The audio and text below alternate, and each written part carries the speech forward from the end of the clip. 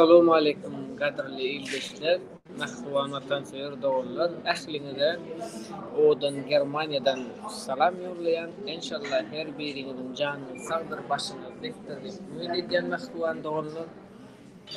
Yani bu çıkışmadan sebäbi näme diýilende elbetde ähliňize bilşiňiz ýaly Türkmenistan döwletimizde hiç keyle cemiyetçiliğe üst verden o. Yani cemiyetten bir zat kalmadı. Öz aramızda da ve bir giden nemelerde elbette cemiyetçilik denen zat bozuldu, yok edildi.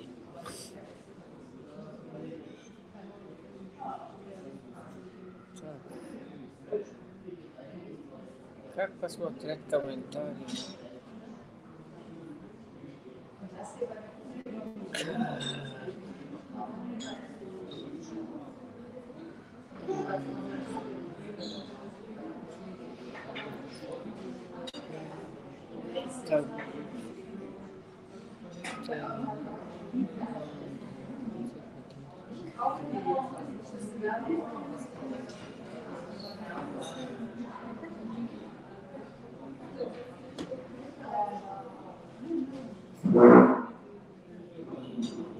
Komentariye bilen vatandaşlar ben görmeyen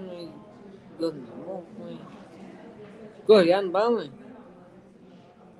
Ya da komentariye ben görmeyen ha yine komentariye görmeyen ha yine bazı yazıtırlar eken ama Selamun aleyküm Tahir Ruzo Umut me adaylaňa otyňyz mı sağmı? Tak görünýän diýe. Ha, minnettar. Ýagny watandaşlar menem odan Germaniýadan size Germaniýanyň gözel şäherinden salam ýurlaýan. Inşallah her biriňiziň janyny sadyr başyny dikdir dip umyd edýän mahwan dogullar. Elbetde ähliňiziň bilşiňiz ýaly Bolgariýada ýaşaýan özüni insanlaryň hak hukugyny goraýan men diýip tanadýan bu Täjül Begmetov bilen Anna Durdy Hajyýew meni öldürmekli üçin killer tutupdyr. Yani direşi tutýanyz, öldürýäňiz diýip Alşer Sahatowy hakyna tutma şekilde meni üstüme uğradypdyrlar. Yani direşi öldürmeli, ýok etmeli diýip. Yani bu Anna Durdy Hajyýew bilen Täjül Begmetowyň başga wyhytlarmykda bularda başga wyhyt we dürüdüjülik ýok. O soň bu görgüller Venusdyny Alşer Sahatowy hakyna tutmaly bolýarlar ýa Allah Murat Rahimowy hakyny tutmaly bolýarlar we diýilişe tarapyna napadat etmeli bolýarlar. Ýagny kyn hadisa düşdi bular bar. Näme diýjem men şolar ýaly watandaşlar gynandyrjy habar bilen sizi tanyşdyraýyn diýdim. Mana menem Alşer Sahatowy öldürjek bolup görmenem gorkup hiç yer çykyp bilmän, giýje ýatyp bilmän. Mana meniň ýagdaýlarym gaty erwetleşdi, mahwan dogurlar gözümem garaklýar, mana ýürek urşumam haýyrlady. Bu Anna Durdy Hajyýew bilen Täjül Begmetow dagy öz arasynda pul toplap Alşer Sahatowy meni öldürmekli üçin hakyny tutupdyrlar. Habaryňyz bolsun, eger birden öläýsem ýa öldüriläýsem hakyňyzy helal edin. Siz bilen sawallaşyň diýdim mahwan dogurlar. Ve o derecede, o kadar, o şekilde meni gözleýärler. Şu wagt giýje gündüz fanarikli, giýje lupaly gözläp böler dogunjuklarym. Şonuň üçin şu şekilde, şu ýagdaýda size bir o şekilde habar bereyim diýdim. Tak, berjek soralarınız var mı vatandaşlar? Sonra verim sonra diriş, dadyňa yeni muradaga yetişdimi diye. Howa. Görünýän diriş adym kimse diye. Vatandaşlar, adymy ýaşymy sorama. Adymy ýaşymy sorama. Şonsuňa da beriňe soralar, beriňe. Näçe sorag bereňler? Ana Şolar ýaly watandaşlar bar. Sora bermekde okuyup başyň sora berin biletiniň gelýän zadyny elbetde sora. O näme bilmek isleýän bolsaňyz, näme düşünmeýän bolsaňyz, näme düşünmek isleýän bolsaňyz sorap bilersiňiz. Men de elbetde çekinmeden jogap berip bilen.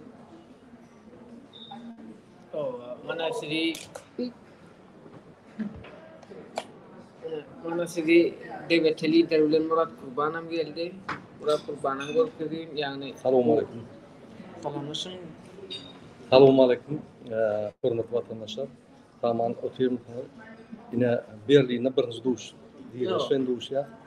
Ýalňyza bir näçe adam maňa ýazdy.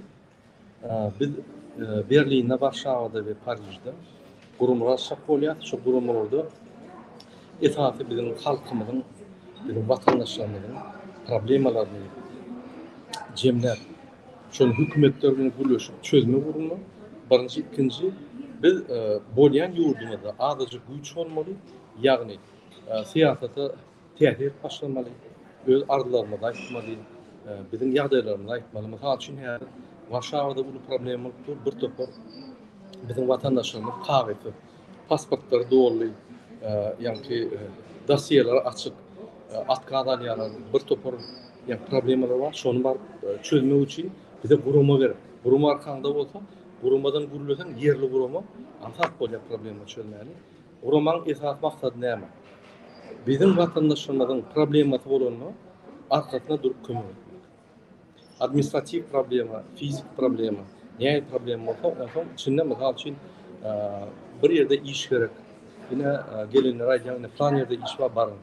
Siz özüňiz iş baryňyzda garantiýaňyz arkaňyzda durmasaň, bir ýylda ýöne haçanlar dernek arkaňyzda dursa, şöyle iş barsaňyz problem bolsa biz aýtsaňyz, biz baryp o ýerde hökümet bilen o problemi çözüp bilýär.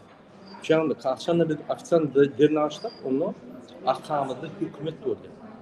Ýewropada mysal üçin hemmeler gurumaň üstüne edilýär, gurumlar ünsür ýaly. Türkmenistanda ýaly. Şonuň üçin yine Warşawada, Berlin'de ve Parij'de gurumlar açylmaly.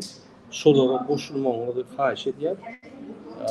Siz ýa-ni özüňiz görkezmän goşuljak bolsaňyz goşup bilersiňiz. Görkezip içinde hereket edip, içinde bir video alıp ýa-ni hereket edip bilersiňiz. O size bagly. O sizin guramaňyz. Sizin üçin edilýär. Biz eýem halk bolup agdy birleşip başlamaly we organizowany hereketler başlamaly. İçinde bolsun, daşynda bolsun, organizowany hereketler hemme zady ýa-ni ýeňipleýändir. Şoň üçin biz organizowany hereketlere başlamaly. Ol sen ýüzüň näme, sen beýle, sen eýle diýip bir topar adamlar çykyş edip ýa-ni buluşturjak bolýarlar. Şu rejimiň esasy, diktator rejimiň esas maksady halk birleşmeli, halk agyr bolmaly. Ne şonu YouTube kanallarda daşynda da görýärmi? Kim agy birleşip oturup üstüne habar ýoklar. Şu esas maksat halk agy birleşmeli. Bizim bolsa maksadymyz agy birleşip bir-birine kömek edip hormat goýup türkmençiligiň iň esas problemidir. Türkmenden okýar. Türkmen ýigrenýär. Ne şu aýyrmak. Sebäbi men Türkmen bilen siz Türkmeniň ardyna hiç bir tapawut ýok. Bir käbir zatda siz menden güçlüsiniz. Şoň üçin biz birleşmeli güçleri. Biz ýa-ni öz ukyplygymyzy birleşmeli, kömek etmek biýik. Biz kömek etmeden hiç kim kömek etmez. Konsuls, pasolstva, halka şişleýär, özüňiz bilen ne pasportyňyz näme diýär. Sizi ýa-ni içarlar ýaly dokumentlaryňyz alyp registrasiýa alyp üstüňizde näme sürýär. Yani polis emrine sürüyor. Biz bolsa şu yer polis biz dokument galanda deportlu bolanda gönük yani derneň tarapyndan ýüldönüp durup bilýär, halat et bilýär. Ne şu da atları Murat Urbanov etmeliler. Murat Urbanov gerek şu atlar.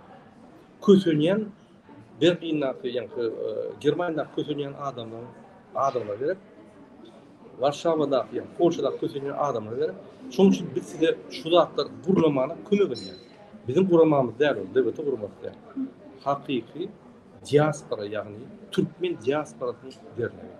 Ine Türkmen Ýewropada Türkmen immigrantlaryň täze walnas, täze tolkun başlady. Köp adam ýetip başlady. Ine şu derler gurmoň wagty geldi. Şoň üçin şu dernegi siz dolandyrarsyňyz, gelin açyň, biz kömek edeli arkaňyzda duralım. Hökümetler rezoluşyp bereli. Hökümetler size pul kömegine de diaspora hereket edin, birlik ýeňi bolmaň, bilen maýanyny ünsörüň dernek ýanyna da Demokratik Watan Türkmenistan halk hereketi bar. Iki hereket bolup üsteniň adamy atalyp. Häzirne bir deportda bolsa, sen näme jaňat etmeliýän ki ol hes fonda ol press-release edip otyr garaşyp orýallar bu hereket has güýçli, has effektiwni.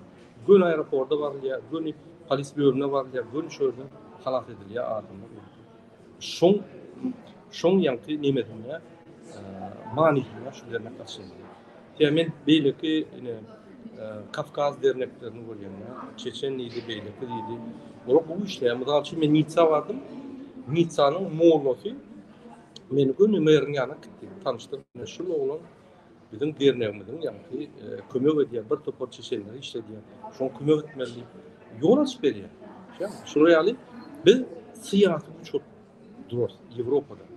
Şunu sen Avrupa'da mı? Sen organizasyonlaştırmalı. Şunu sen Türkmenistan'da mı? Türkmenistan'da da etmez. Şunu sen Amerika'da mı? Amerika'da etmez. Şoň üçin Amerika'da dernek açmaly. Bizden size kömek bolar. Ýewropada ne dernek açmaly. Eýem 3 döwletde. Polşa, ýani Warşawa, Berlin, Germaniýa we Fransa, Paris, 3 tane dernek bölümine tutulýar. Size bagly gelin kömek edin, açaly dernekleri. Sebäbi vatandaşymyz köpelkli bolýar. Köpelkli ise yine mesela için Warşawada bir topar adamlar bez dokument, ağır ýagdaýlaryny hemme adamın pasportu butorur, ahir butorur. Onun illegal bolup başlaýar. Ne şolary hökümetiň önüne meselen goýmak üçin, Türkmen hökümetine meselen goýmak besbal ýazdy. Onu hedil edýär. Türkmenistanyň ýerini öýde bar goýýar. Biz gaýtyp şo ýerde hökümetten humanitar viza bilen 1-2 ýyllyk, 3 ýyllyk şu adamlar haklanmaly diýip Türkmenistan gaýdy bilen o öýde rejim diýip bir düşünüp bilýär. Senin ýa-ni haklaryňy goýup bilýär. Şoň üçin Ýewropada gaçyp ýöremäň bir-birimizden. Ýewropada illegal tarafa girip Türkiýede ýaly işler gaçyp ýöremäň. Gözünürsiň. Gaýtyp derneň üstünden dokumentin bolmasa da legalizasiýa edip bolýar. Ýagny o dokumentin ýok, sen günäňde sen hat ýazdyň, arza ýazdyň, ýa-ni Berlin'e pasolstwa etmedimi? Sen hat ýazdyň, şonu poçtalyny burutdyň, elinde karşıňan boldy, sende günah ýok. Ne ol pasolstwan günah. Biz şu ardalar ýygnap, mesela için Warşawa aýdyp bilet, ine derdim. Güldönüli edenok, Türkmenistan diktator döwlet, halkyna kömek edenok, siz bir zat edemediniz, şoň hiç varianty ýok diýsek, onu başgaça derdiler. Türkmen migrantlar.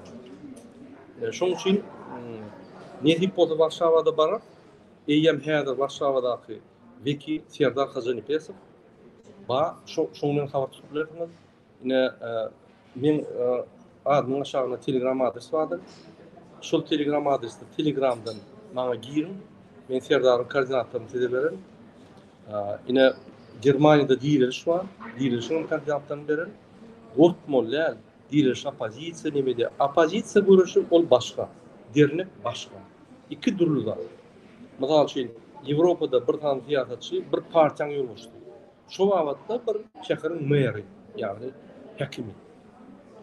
O bir ýerde häkim bolanlar siýasat alyp baranyp, siýasat edende ýa partiýada häkimlik işini alyp baranyp. Durlu zatlar durlu ýerlerde. Şoň üçin diýilişden gorkup ýöremäň. Bir ýerde Ýewropada siz hukukçylykda hiç gelip basol, konsul bir zat diýse, günü adın, familiýasyny aýdyn, ýazyp berin, näme diýenler uğraşat etse, ýa-da günü polisiýa tapşyryň. Günü. Şoýal görüşme, şolar bilen onlar bular ýerine bilerde sizin haklaryňyz bolmaly. Hormat toýarlar. Ine Ýewropada henlik Ýewropeýsy bir zat diýse, ine arza berýän, derне diýerler, näme çypyn şunu diýdin, näme çyp sen beýtdin, näme çyp beýtdin. Eger jinaýat iş bolsa, ýa-ni seni jinaýat çağırýar. Ne şu Ýewropa gymmatlyklaryny, ýa-ni kanunçylygy, adalatly ulanyň diýen, gizlenip garankyda gezip ýörmäň. Gara denişler, taat edip, nämeler olatlar legal net bolýar. Pasportyň soňky geçipdir da sen günah ýokmy. Şoň üçin gelin derneğe koşun olayım, dernekte edelim, dernek siyaset bilen, dernek diňe öz huzur problemany çözmek için bolýar. Siyaset ine devlete halk gereketi, giýje uny rejim aşyşy. Serdar ve Kurban diktatör arasında ne giyici bulunmuş. Ve şu tapawut vardı. Bulaştırmanın tapawutunu ve şu dernekler sizin için kurulýar. Gelin agda bolun. Gelin agda bolup bilmeseniz gollan. Eger sizin ýan dokumentiniz bar bolsa şonu da gollan yerine agda bolun. Ertir siyasi üçin hükmünde size kömek ederler. Bir yerde bir zat bolsa size jaňytdyňyz siyasi güç hükmünde koşulur da yani gurumlar ýylan güneş real bizim vatandaşımız Germaniýa vatandaşı bolup şu problemler var. Sizin arkaňyzda daýan bolup durur. Soň Türkistanda bayramlar, Gurbanlyk bayramy, Ramazan bayramy, beýleki de halkymyzyň diýip desturlamagy biz özümiz gurnaýar. Hökümet Türkmenistandan konsertler bir gurulmalar özümiz. Ne mysal üçin Çeçenler, Dagistanlar Fransa'da yürüyüşte tank Çeçen tankının yani Lizginkan yani bölümlerine adamlar yok diyorlar. O zaman bir dernek bir zat edene geliyorlar, tank ediyorlar, bir diyap desturlarını okuyorlar. Biz ne yapmış bittiler? Biz halk. Biz Türkmenistan'ın içinde organizasyonu hem zaten kurmak biliyor ve daşında şunu unut biliyor. Şu niyede Türkmen bolsa şöyle Türkmenistan. Yanına çıkarmam. Şunun için ağzı birleşedi. Biz bir yerimizi guruna delmedik. Ol pulno gıyırıp görenler var internette onu görmem. Onu söylediğinde tupi kalk gider. Yani şuraya yollar sizi hem dokumentarla hem ailonla hem durmuşuna stabil ediyor hem rezultat veriyor, öşüş veriyor. Sonra yine size yürüyor. Ağda olun, koşulun, ağda olmadığınız yönü padyaşkı verin öz Türkmenlerinize. Ay Türkmen gerekler, bana Türkmen gerekler, bana koşma Türkmenler de deyip o zatlarını yalan çıkarmak oldu. Avrupa'da yine üniversitenin Türklerin kurumaları var bir topar. Türklerin kurumaları var. Her bir yankı nasyonal yani halkın kurumaları var. Yani hem Türkmen olmadı. Yani kimden kim? Ne hemen kim? Aydın kim olsa aydın ben bir kalayım. Hiç adım kimde? Bilmem ama bizim arkamızda ul tarih ama hem de ama değil mi özümüzde? İki tane okuyup diktatör dedi korkuzdu bolun Avrupa'da ve korkuşuyor. Amerika'da var korkuşuyor. Ben Amerika var gittim. Korkuşuyorlar adamlar. Amerika'da oturup pistolet satın alıp bolýar. Şu devlette, adat devlette korkuşuyor. Indi koyun şu zatlarını. Diktatör giyici bunu bizden korkuyor. Neymiş ondan korkmalı? Neymiş sen 10 kilometre diktatörden sen ondan korkup durmalı. Amin doğunu anlaşılma. Doğunu anlaşılma değilse yine burama var. Gönü var ya Scholz'un yanına ya Beylekin ya Ayyar yine farklı basış eder. Böyle olur basış ediyor. İlçhanın yolu olsun çağırıyor. Ne yapmış Beylekin? Basış ediyor. Eğer 3-4 ilçhana şuraya basış etti o ne olur oturup çözüm alıyor. O bu esiyede o onu mesele oynuyor. Ne yapmış biz şunu etmeyelim. Ne yapmış biz kanun yollarda öldürmeyi, uğramalı. Yine mesela şunu teklif edeyim. Bolya Türkmenistan'da arda yardık eden oklar, dinleyen oklar, muradağı eğden oklaydım. Yine Avrupa'da. Dinleyen, unutuyorum, kaçanda senin dokument olmasa, sen günahın yok. Sen çalışacak bolup inançtın. Sana çalışan oklar. Sen tas olsan ilçhanan öz etmeli borcun yerine yetiren konvensiyalar var. Bizden hükümet yerli hükümet tuttu. Ne yapmış bunu dokument verenler? Dokument verenler şu sebepli bu adamlar işe yürüyorlar. Şu sebepli bu kimlik alıp bilen ok deyip olur tuttun onun yakasına. Bizde ehlerin okları. Şunun için biz kanun yollarda görüşü öğrendik. Ben size yine şunu çağırıyorum. Doğru aytdınız yani. Yani cemiyetçilik üstüne işleýänizde doğru değil mi? Mesela bir wagtlar bardy cemiyetçilik guramaları biler bolsaňyz mesela mekteplerde okuwçylar çölek ederdiler. Guramaçylykly aýdym saat geçirirdiler, guramaçylykly ýygnanşyk geçirirdiler. Ama häzir wagt Türkmeniň cemiyetçiligini ýok etdiler. Türk 5 Türkmen bir ara gelip bilmeýär. Gelseler hem dawa janjal döredýärler. Yani enesi terbiye vermedik, moğlumu sapa öğretmedik, yalak bular komentariyadan da tuttu var. Yani mugallim bulara sökmeni yapmalı öwrü dünýäler. Elle telefonlaryny ya sögüp ýazar ya-da sögüp gepler bularyň ýani jemgyýetçilik diýilen zat galmady. Türkmençilik, jemgyýetçilik, agdy birlik näme, o iman näme, o mertlik näme, edermenlik näme, namus näme. Her bir zat ýitip gitdi. Çünki näme üçin bu zatlary östürýän jemgyýetler ýok we bu jemgyýetleriň bolmagy üçin alady edýän hökümet ýok. Hökümet bolmadygy üçin elbetde bizde de döwlet ýok. Biz aslında watanly ýaly, ýöne biz watansız. Biz watansız, ýöne biz şu watansız bolanymyz üçin hem watan diýmeli, watanyň gapdaly da arka dagly diýmeli.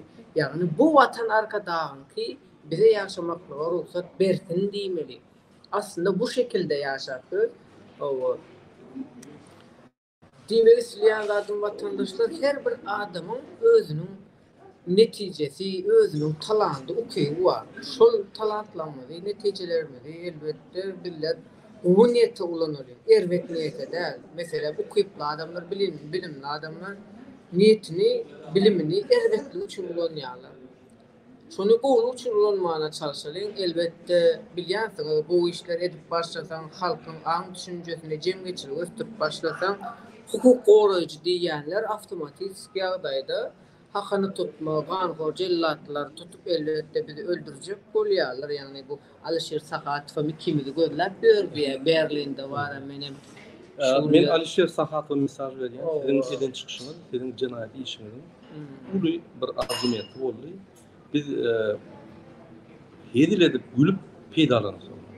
Şoň üçin beýleki dogry ýoly ýöremeýän watandaşlarymyza ýan şuraya YouTube'da çykyş edip pikir etmeýän senin çıkışlarına näme diýdiňi diýip bilýär. YouTube'da ýa-da mass mediada da aýtmaly zatlar we aýtmaly zatlar we o ýerde de kanunlar üçin sizi çekirip bilerler. Ine mazal üçin Alişer ine jenaýat işi çekiler, sebäbi elbetde ondan gorkýan adam ýok. Elbetde öýüz bir gerek protesta bak bilenler. İstanbul'un protestine bar diýip näçe haýyş etdi. Bar bilmän aýlanyp çyk bilmän maşynadan gorkaçdy. Men Fransadan bardım protesta. Şuryaly biz köp zatdan geçdik. Inni Allah'dan başlamaktan gorkan boldy. Diktatorlar şoýşy. Kime garşy näçe töledik? O bizim işimizde, o öz arasyndaky işler. Hormatly watandaşlar, şoň üçin bizim maksadymyz durny halk bolmak.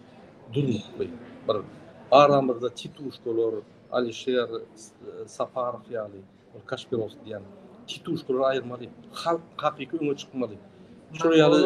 Şuryaly jenaýatçy adamlar ýol bermeliler, biz çykmaly. Men şoň üçin aýdýam. Size Akbata Paran kitabyna ýazylan bir kin sözlerini aýdypdym. Şuryaly kezzapdan öňe çykyp bereketli diňe arasda adamlaryň dım oturunyna bagly. Indi bolly siz arasda bolsaňyz, hakyky terbiýe alan bolsaňyz, ýüregiňizde adalatlyk bar bolsa inni wagty geldi. Bolmasa siz çykmasaňyz öz çağlığına namartlyk edýär. Ine Ýewropada bir topar ýaşlar bar, maňa jaň edýär. Kösenýärler. Ananyň köpüsi kösün hatda özüni ýa-da kasetçek bolýar. Ine şoň üçin şu edaraçylyk. İsteýän wagty giýje gelip öz durmuşyny aýtdylardyň, öz problemaňy aýtdylardyň, dokumentim ýok, näme etmeli? Hiç etme dur. Häzir o prosedurada gerek bolsa advokat prosedurada nemeler edip ýol hükman bar. Ýewropada hükman kanun ýolu bar. İstenip ýagdaýda sen bolay. Dokumentsiz o adam öldürmeden bolýar. İstenip ýagdaýda sen çykap bolýar. Özem legalna tamam. Yani işlediğim bolýar, legalna hereket etmek bolýar. Şoň üçin çekinmeň o zatlar. Kim ay ine bular seni nime diýär, eýdýär, beýdýär diýse hukukdyr. Bildiňi kömek etdi. Elimizden gelen. Ýöne ul kömekler etjek bolsa guruma bolmaly. O gurumada halkyň gurumasy bolmaly, Murat Gurbanuň gurumasy bolmaly. Ine DBT topulýarlar. Ine Murat Gurbanuň gullary zatlar. Aýyo, senan DBT'de bir aktivistler bar. Öýleri edil siz jogap bererler. Men olary göremem, dogrymy aýdym. Käwag Zoom'da durşan, gülüşen, Sebäbi olaram jogapkärçilik alýar. Menim jogapkärçilik alýar. Her kim öz ýani jogapkärçiligini ýerine ýetirýär bolmaly. Bolmasa häzirki günde hiç kimi hiç tat etdirip bolanok. Diňe haýyş edip, pikirini düşündirip, pikirin adalatly, çuňur bolmaly, pikirin güýçli bolmaly, ine şoňa goşýar. Sen ol pul ber ýa beýlet oňa goşmalylar. Ulan taşlap giderler. Kaspirovski. Şoň üçin biz näme etmeli? Biz halk bolup öňe çykmaly. Öňe çykmak gönül bar prosesi köşküň agdyna bar onu ýa-da aýyrmaly diýem o. Ýewropada birleşip başlamaly, agdy birleşmeli. Öz problemagyny çözmeli. Dernekler näme çekerek, diasporalar näme çekerek? Öz halkyny gorar ýa. Sebäbi bir ýerde işlediň aýlygy bermediler. Bir ýerde işlediň sen ýanky Nimet diýdi, Fransuz diýdi, Polyak diýdi. Ay, gün etmeşilik etdi. Ene derdi, gün arkan tutýar. Bak, bir ýerde näme bolsa, hökümede ýüzlenip bilýär. Hökümedem diňe näçe? O bir adamyň näme haşda, bir topar adamlar dugrar tapýar. Onu söylýär. Ondan biz ýuwaş-ýuwaş siyasi partiýalar bilen gatnaşyp berýär. Siyasi partiýalar bilen gatnaşyp diýende onu arkaňyzda ýerli politikler durar. Elemediler. Dokumentin bolsun bolmasyn tapagy ýok. Geldim sen şöyle şu. Sen şu ýanky jemgyýetiň bir wekili. Ine biz size hem integrasiýa etmeli kömek eder, hem dokumentlaryny kömek eder, hem agyr ýagdaýdan çykarmagy kömek eder. Şoň üçin dernege gelmeli, goşulmaly. Kim näme diýse, gorkudorlar, sizi biýabraýçyga saljak bolanlar, aýular sen dokumentini alyp, biz içinde de goşulmaly. Özüňiz biz açmalı kömek edýär. Özüňiz dolandyryn. Ýol boşyny biz barlar. Ýani emprema agent bolmadyk. Galany ine işler. Biz gatnaşyp. Bir zat bolsa biz gatnaşyp. Podдержка berýär, dese ulul programmalar edilip bolýar. Ondan dernekleri biz Merkez Aýan derneklerini birleşdirer. Şoň üçin gatyly perspektiwasy bar ine gelin özüňize kömek edin. Özüňize. Siz özüňize kömek etmediňiz, hiç kim kömek etmeýär.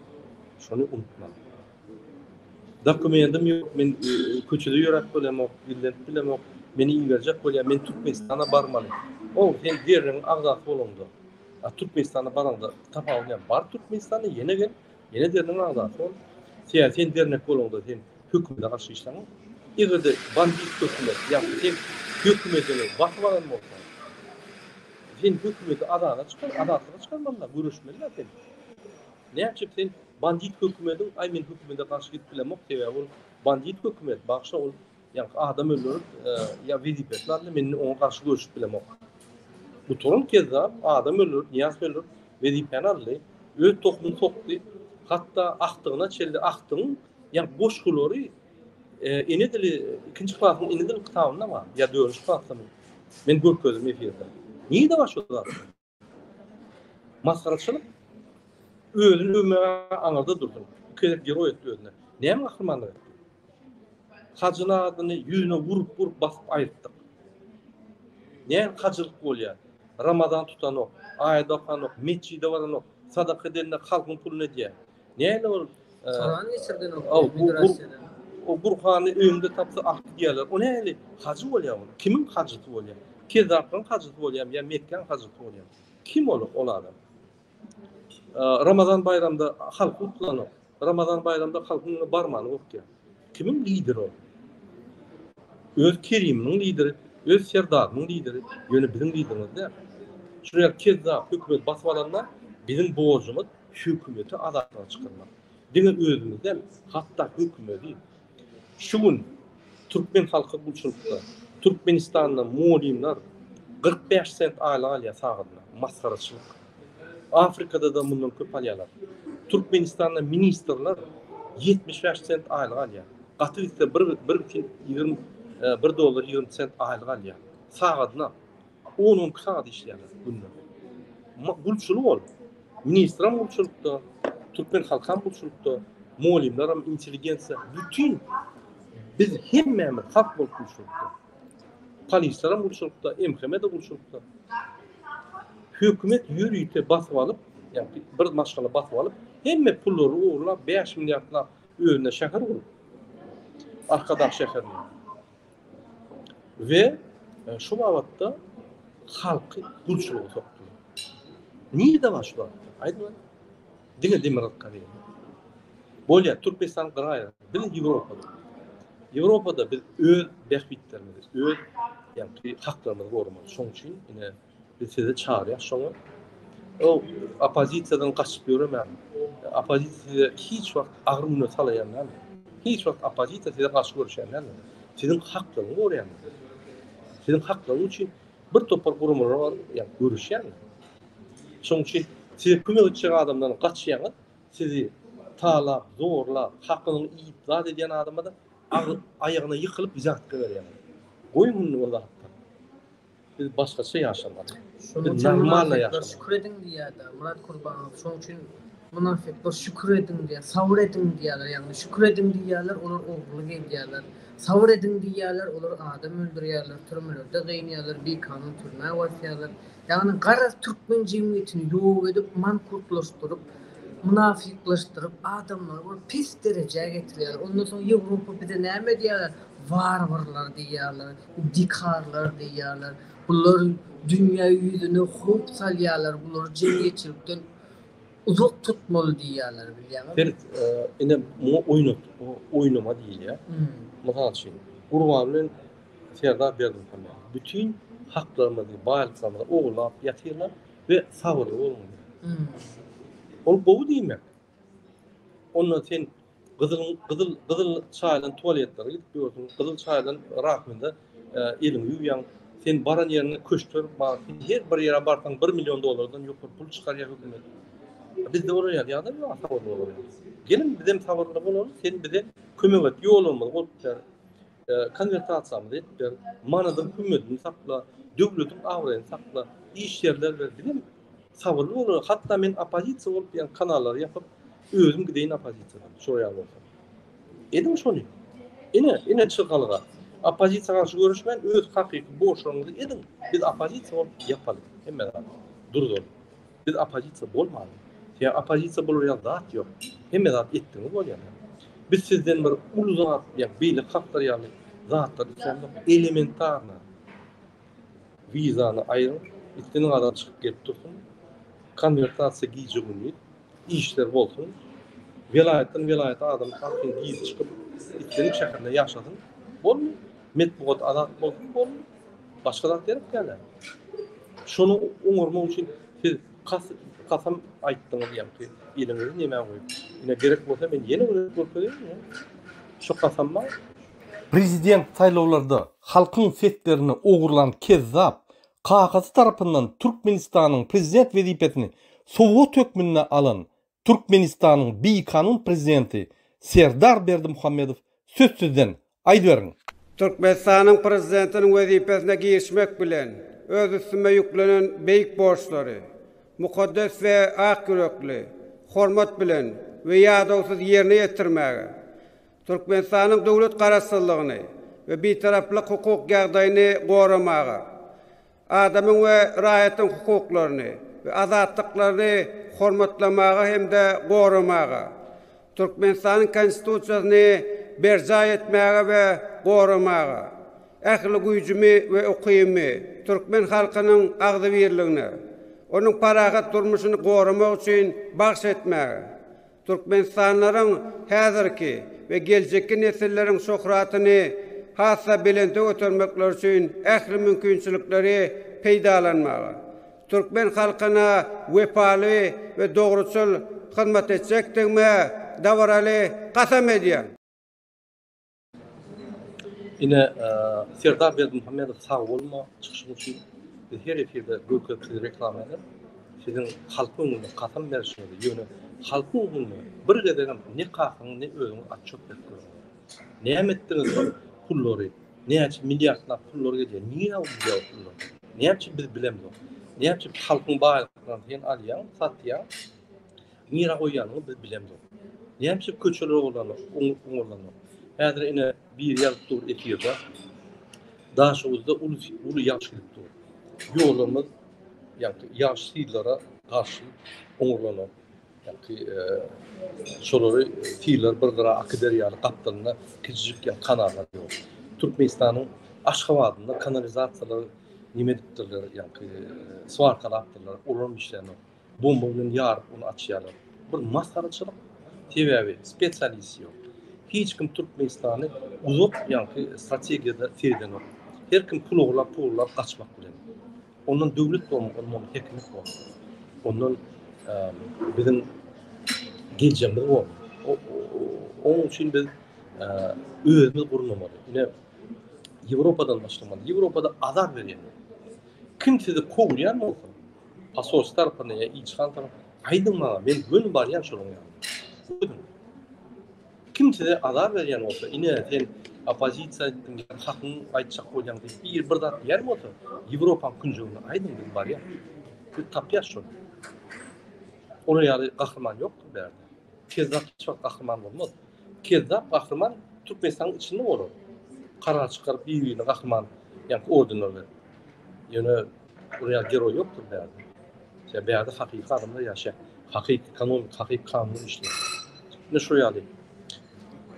Sözüden Gatı doğru burada da belli geçtiniz da yani Türkmenistan içinde cemiyetçilik ne helektar gattıysan bilen mesela maşgal bozulmaları, maşgalan içindeki dava cencelleri, düşünüşmezlikler yani bizim köp cemiyetimiz elbette öykü kinide gedip böyler Murat Kurbanov. Köp kişi komşusu bilen gatnaşanok, gaýny bilen gatnaşanok, baldy bilen gatnaşanok, ejesi bilen gatnaşanok, kakasy bilen gatnaşanok. Mesele bizim öňkü cemiyetlerimiz elbette maşgaladan maýyp galanlar. Yani biri kaka hasratyny çeken, biri kakasynyň nefretini çeken, biri kakasının zulmunu çeken o neşe döwüründe da o öýüni satyp, malyny satyp, heleni köçe koyup, çağılyny urup, ýenjip, döwürüp ne ola tozdu Türkmenler bir arada.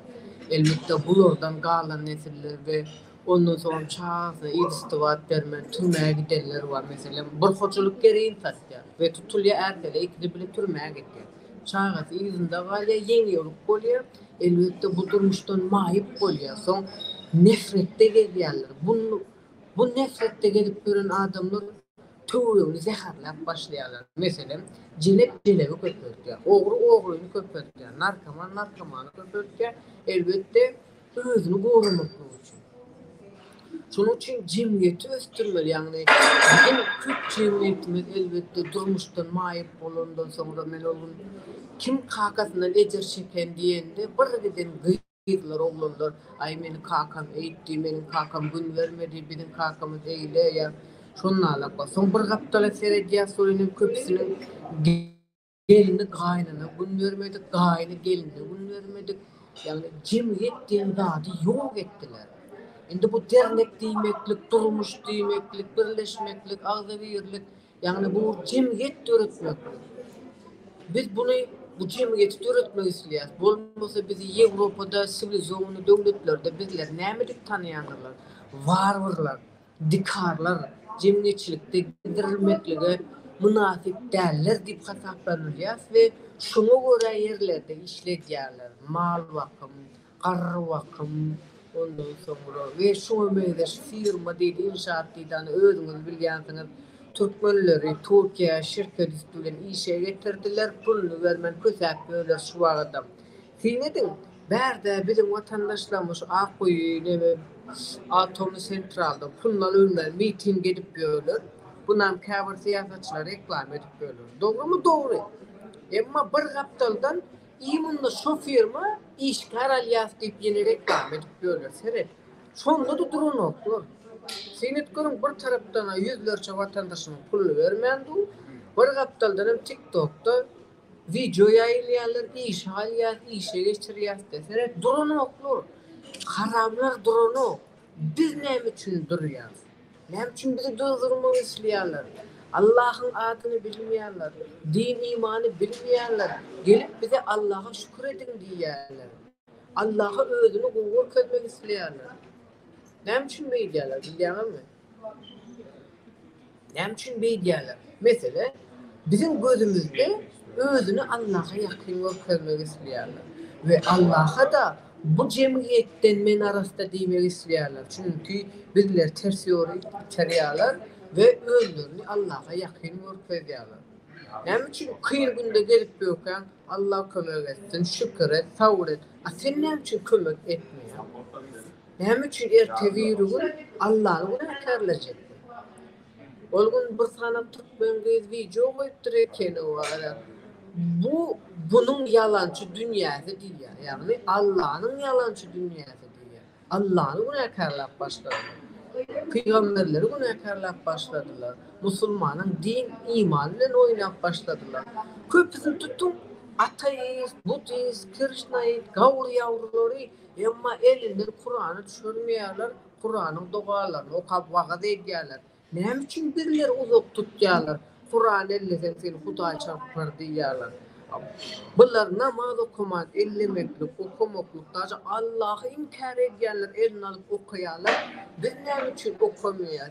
Belki migrasiýadan hem geçirmeýär. Eger bu prezident hacı bolsa, o Mekke Medine ziyaret edýär bolsa, musulman bolsa, näme üçin migrasiýadan geçirjek Kur'an-ı Kerimleri saklaýar? Näme üçin bermeýär? Ine sinedim.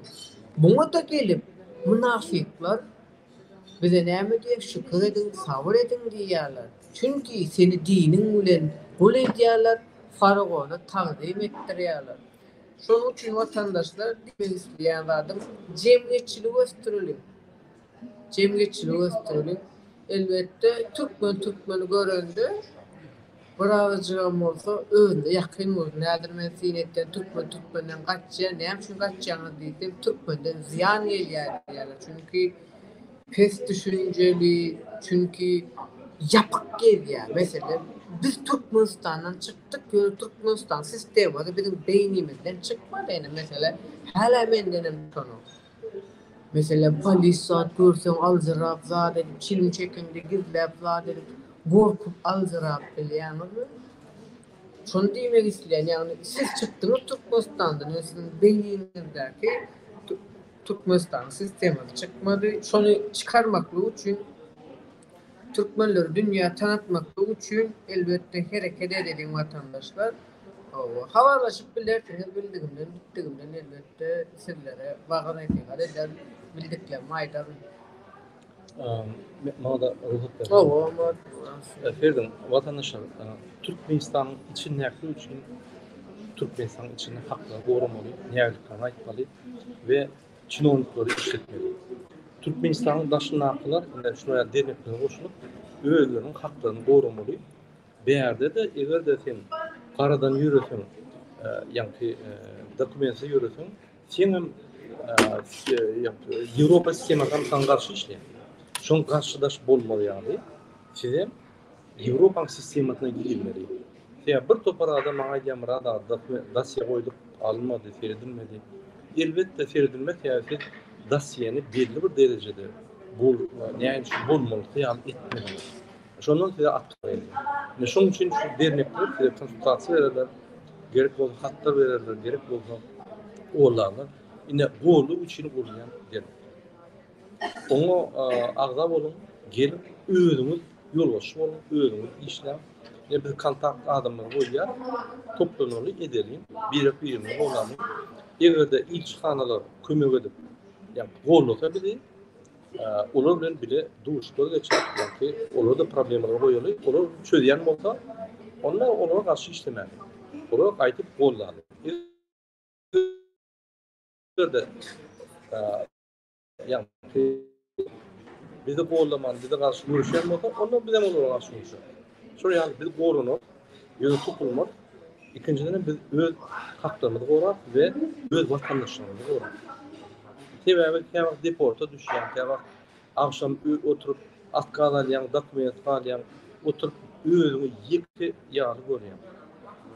20 000 goly türkmen var Warşawada dokumenti. Her kim özü ýeke görýär, ýekelýär. Näçe bir ýekelýär? Näçe? Biz ýekede bolmady ha. Diňe Türkmenistan'da bir ýeke bolup dogulmady ha. Başga türkmenler var, başga da grazdanlar var. Näçe biz bir ýekde külöpler, näçe bir golnamaly. Kim bilen adam berýär? Ýewropada hiç kim. Gaýty şuraya guruma bolsa, hökümet işleşek bolýar.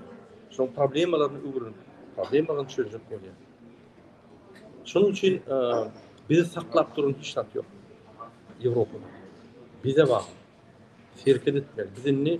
Ol cemiyete koşulman, tiyatroda koşulman kaçıp görmeli. Cemiyet ve tiyatro bizim durmuşumuzun 70% olmalı. Ondan sen daş doğru kanuniyatına öğüdü geliyor.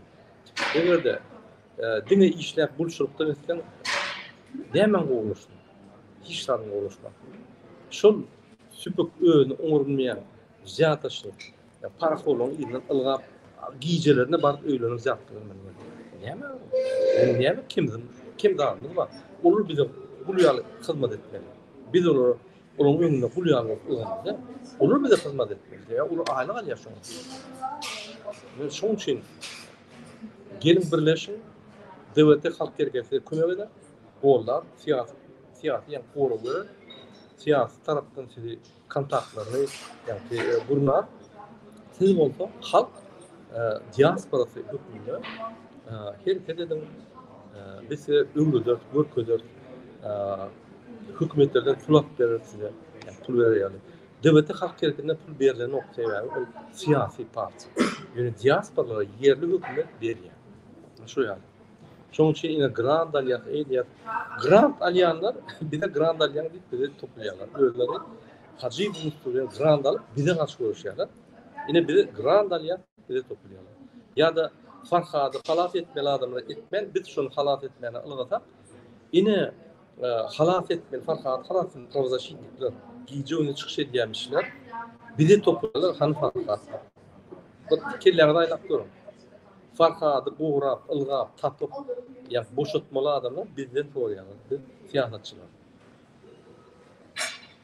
Şuraya alayım, soğutsuz, bir soğutlar, onun üstüne günüden boğuluşmalı, yadaymadan boğuluşmalı. Şol şermendeler yani, ama Bağdat'da başlamanın ayağına yönü kıymet kurun, tökmek kıymet kurun. O da hatta yadına çıkardı, ömür dedi. Birleşeli, hakiki prosedür boyunca yani haklarımızı koruyalım, görelim. Buruma olsa arkanda, teyadıyla Türkmen mesela için fikir edeyim. Buruma var. Diaspora buruması var. Yemedi, Varşava'da. Teyadıyla Türkmen'i geldi. Deporta yığınadılar. Buruma der o bökke. Hem hükümetler öyle işlep başlaya, polis bölümler, beylik bölümlerinin işlep başlayan der o ardından oysa hem şol adam başka şey der yani. Arkasında buruma var. Şu buruma fikir etmeyen burmanın adamı verip açıp verir. Yok o. Biz açıp öğrenip, şu tuğlap öğrenmeliyiz. Türkmenistan'da da bir korumalar iyeti demokratiye gelenler biz şunu açıp yürüdük öğrenmeli. Mesela burada da edelim. Bir şokumuzda da edelim. Yine şunu biz yendik. Bizim halkımız bilen yok demokratiyanın neye yaşamak. Korumalar açmalı cemiyet nimetini bilen o. Onu biz bilimleri vermeli olacak, düşündürmeli olacak. Elinden tutup açtırmalı olacak. Binada bu. Nehayet Avrupa'da kadar öğrenmeli şu da ya şu da Türkmenistan'da da var. Avrupa durmuş yani adaletli politik partiyalar, cemiyet kurumları, hükümet, kadiyetler hepsi adalet var. Biz şu adaletlikte yerken öğrenmeli. Şunun için Avrupa'da Türkmenler şu erkekler boşun hareket öğrenirse cemiyet borcunu yerine getirip, cemiyet ölçülerini yap, cemiyet düşüncelerini üstürse, erkek Türkmenistan'da Türkmenistan'ı dök koyarlar, как положено ettiriyorlar. Çıngonluğa da yol vermeler beyler de, o köçedek polise de, kürün çıkarırlar. Şunun için öğrenmeli. Ben size şunu çağırıyorum. Administratif, doğru kanun yollarda yürümeli. Avrupa'da ne şunu çağırıyor. Şunun için derine katı var. Ay bilen yok, Türkmenlerden kaçıyor. Bir takım biznesmenler var, Türkmenlerden kaçıyor. Bir takım Türkmenler var. Şunun yadayını qara işlep buluştu mu bir baklayınca bir Türkmenlerden kaçıyor. O Türkmen on kıyvat neydi? Bu Türkmen muaş nemedi. Bir gün kuşatmezi aydın ya Fransa'da. Türkiye'de hak hukuka dayanıştık derine açılıp mümkün olsa şunun neticeleri var da bu fikrini aytıp bilecek misiniz? Haberiniz var mı yani Türkiye'de hak hukuka dayanıştık bir dernek vardı da halka näme kömek etdik barga. Onu şu derinin özüne soraymadan olmaz. Şu banka şu derdi. Bilemem. Kimin aksandan bilemem, näme edinden bilemem. Näme edenlerini şu kim açsa şonu doğramak bilemem.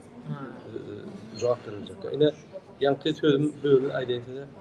Fransa'da bir Türkmen işe duruyor. Bir Türkmen var, onu yamanlar, onu yankı başına koyulacak. Niye mi? Bu yerde işim olmasa başka bir iş var. İş var. Hükman öz Türkmenine elbette yol almalı. Yollar köp yürüyecek. Bir yerde umması yollar var. Umması mümkünçlikler var. Biz ne yapacak unut bilemiyoruz. Bir sistem var. Öğrenmeliyiz. Yine şu yani. Başka çakarım olmadan Şu açacak zaten vatandaşlar değil mi? İsteyen zaten hakikati yalan edip görkezdiler. Yalanı hakikat edip görkezdiler. Türkmen cemiyetçilerinin alınıp bağlayan siyasetin mahiyetinin mazmununu bozuyorlar. Mahiyetinin mazmununu bozuyorlar. Mesela değil mi? İsteyen zaten bizleri kulu uğurmak istiyorlar. Yani bizler şu an insanı uğurmak istiyoruz da adam şekilli gelmek istiyoruz.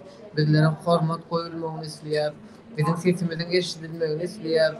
Yani Türkmen dilen vaktin bir maniyetaktan çık geliyor, bir garrın aşağıdan çık geliyor, birin yanağırdan, birin çaydan, birin firmadan Türkmen dilde näme gözüňize gelýär diýip sorak.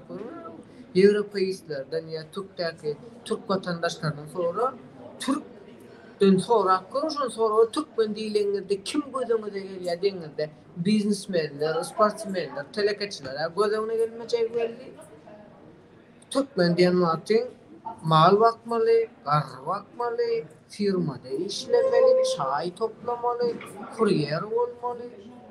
O bizler var ya, bu derecede Türkmen var ya, eden yok o. Bu derecede eden ve ezdiren yok o.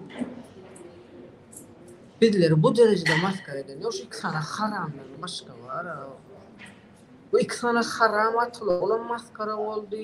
Bizlere maskara ettiler. Toğuttum şonun üçün gayret eden vatandaşlar TikTok'ta, YouTube'da elbette cemiyetçilikte özünü alıp baryanlar, blogerler olsun, TikTokerler olsun, özünü yine şonu möveştip hasaplayanlar olsun, bırakacağım olsa qoğuluğa tarap cemiyeti ekidi. Köpsi elbette alıp baryanlar, yani TikTok yarışlarında, PK yarışlarında, özara bähleşiklerde birek beriyen cezaları Türkmeni Mursur'dan tapanyalar, öyle o zulüm ediyorlar o bir yerlerine var. Şampun içeriyorlar, lavuk içeriyorlar. Yani birinin kapısında oturtuyorlar ya birine gerçekten saçmayı dediyorlar. Ey Huday oranlar var ha, imansız evliyasıdırlar. Näme birini Mursur'dan taptınız mı? Çöp diyorlar. Ecesine kurban olup kovalanlar. Näme dip böyüňiz o? Huday oranlar buracağım oldu. Toğanlara dayanın o. Türkmen Mursur'dan taptınız bunlar yalar birbirine zulüm eder yalar birbirine dünyada maskara eder yalar. Tüm dünya ilerla otu. Tüm dünya analiz ediyotu. Urştan korkan millete öwrüldi Türkmenler diýotu. Urş yok azuda asman dip özüňizi satyotyňyz. Urş olayda watanyny taşlap gaşşakdyňyz. Suud ediyotyňyz. Hudaý uranlar. Şolar ýa-da tamamladım. Ben şuna gelip duza var. Yok düşenler var. Şu çıkışımızı adımla çağırıp. O şu benim zordan şuna gelip sakla. Yine oraya haş ediyen Avrupa'da öz avranını yıkmak. Okey. Avrupa'da hiç Türkmen işğalı ve pasaportları gücü yoktur. Boş yoktur. Rusya kömür edilmeli. Biz yerde kuruma bize adımla yıkınan biz olurdan düşmeli. Pasport meselesi beylikle avtomatik çöktürüyor. Şunun için yine hiç bir çöktürüyor. Özün barmalı, gönül politiklerin yanına barmalı, ministerlerin yanına barmalı, meselelerini koymalı, kurumana adına ve çözmeli bu. Onu bir varyant kapıyor. Ofitsialna yüzüne, yani pasportsa olur itmesi, ona bir varyant öldür tapar. Bizde buna yok. Bizde pasport çalışanok, bizde buna yok. Konvensiya boýunça, Ženevska konvensiya boýunça 1957-nji ýylyň ýalňyşmadan konvensiýa boýunça Türkmen pasportçylary, fransuzlary itlendik vakti adam işte pasport çalışıyor. Onun borcunu yerine getirmek bizden hem. Biz Türkmenistan'a gidiyorlar da kontraktlarımız var, galatımız geliyor, hakkımız var. Şunun için hükümetlere gidiyor ya, şuraya yani. Onun öz problemlerini öldürüp şöyle bizi kovlap görmüyor. Şunun için yine vatandaşlar çıkalgalar bize veriyor, bize hareketleri görkeliyor, yürümeli. Pasport meselesi birinci bu devlete tapandı. Şu problemi bağda ve çıkışa edip küldürüldü, pasporttan kopya edip, bir 5-10 adam edip onu yadalım deyip, bir topor yani adamlar çıkış edip, yine pasportdan alıp kırgıdalcık koyalım. Ay bir bolğusuz atlar, gülkünç bu atlar. Cemiyetin üstmediği. Eğer cemiyet üstün olsa, şu zatların üstüne gülüp hakiki hareketler eder. Şunun için biz maksadımız cemiyetimizi üstünmek. Bizim ilatımızdan halk yasamak. Olmadı bir ilat korkarlık geliyor, doğuluyor şöyle işler, daşırıklarda işler bulup Türkmenistan'daki maşalarımızı ikliyor. Biz vatanımızda değişik yerimiz yok. Dine doğulayan yerimiz yok. Vatanımızdan hiç yani kömek yok ama oraya bulmam yani. Biz özümüz işler, pasportlar, işhanlar, görkölleri neheli halkı oğlap işlemeleri. O yolun tümler bizim. Ondan evvel de bizim sizi olacak, yine bize de kömek edilmişse biz onu da kömek edelim. Onun yani avrarı yoktur belki. Hükümetler onu buluşan o. Diktatör hükümetin işhanlar değil. Biz onu da yol açıp verelim. Hükümetlerine buluşturup yine diktatör olsa da biz yani buluşup bir nitijam yapmalı. Yine üç taraf olup çözümler alalım. Şunun için yine biz açık hem halka peydallıqları biz açık. Şunun için yine şu zattan kalmam. TikTok'ta her çıkış eder, açık görüntü edelim. Başka gitleşemediktir yanında. Vaxtlayınca pozarlık. Yine şunun için vatandaşlar Berlin'de yine diyelim. Bizim üstümüzden kontaktlayın, bize kontaktları. Serdar Sazevipesov Polşa'da, Murat Ruan Fransa'da. Havalaşın 20'den 50 edelim. Gurnu açalı, derine açalı, gurnu açalı ve öz-özünü koran. Bana koramak gerekten. Ben hem de adım biliyorum. Size koramak. Benim şunu edelim. Başka açıklarım olmasa tamamladım. Tamam. Onda näme vatandaşlar siylap, hormatlap geleniz üçin gıdıldan gymmatly wagtyňyzy sarf edip dinläriniz üçin goý Allah'ım sizleri ýagşylara ýanyşdyrsyn, ýamanlardan azatdyrsyn, kast eden persosyn ýamanyňyzy ters bolsun, ýagşyň sap bersin, her bir türkmene toý bolup toýdan ýetirsin. Hoş sag bolun vatandaşlar. Hoş sag bolun. Bir näçe wagtdan biz TikTok'ta da çykyş eder. Şu metel boýunça bizi ýerler men kanalyma barayım. Kurban MK. Sabaşka Kurban MK. Bolya Gurban'ın aktivistlerine de falan sizin bir gün duyuyoruz. Gollap paşalar, Gollap paşalar. Şunun için ünlükle teşekkür ederim. Hoş sağ olun. Mehran adamlar.